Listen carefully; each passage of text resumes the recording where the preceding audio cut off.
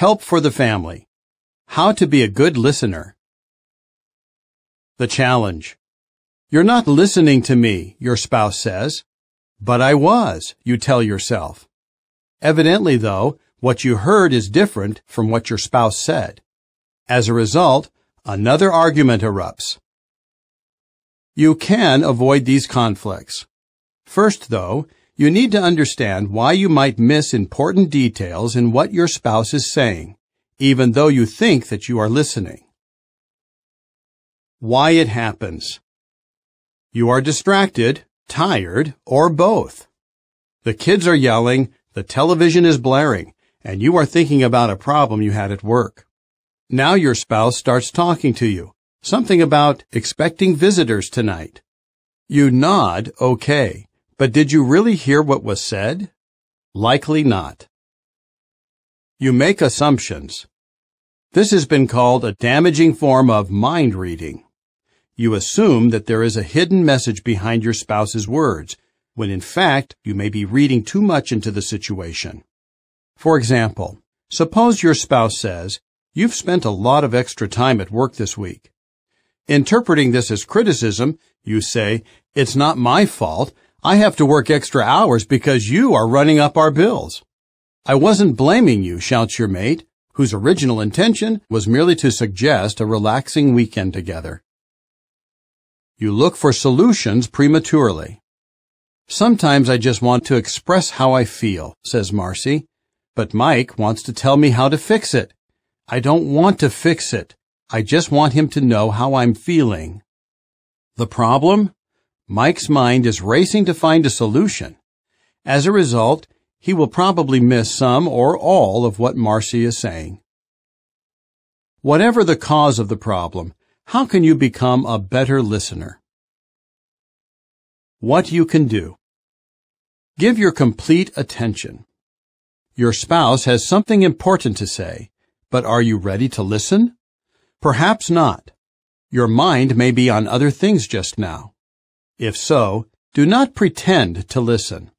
If possible, put aside what you are doing and give your mate your full attention, or perhaps you could ask your mate to wait until you are able to do so.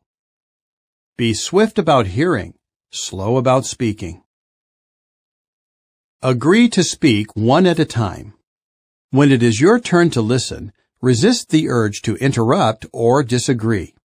You will get your turn to speak. For now, just listen. When anyone is replying to a matter before he hears it, that is foolishness on his part and a humiliation. Ask questions. This will make you better able to understand what your mate is saying. Marcy, quoted earlier, says, "I love it when Mike asks questions. It shows me that he's interested in what I'm saying." Listen for the message, not just the words. Note what is conveyed by body language, eye movement, and tone of voice. "That's fine" might really mean, "That's not fine," depending on how it is said. "You never offer to help me" might really mean, "I feel I'm not important to you." Try to get the real message, even if it is not spoken.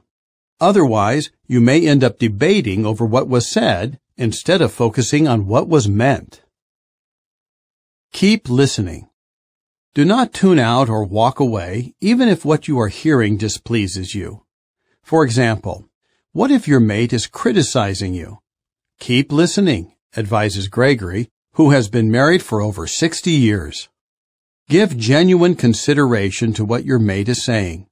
This takes a measure of maturity, but it pays off. The ear of wise ones seeks to find knowledge.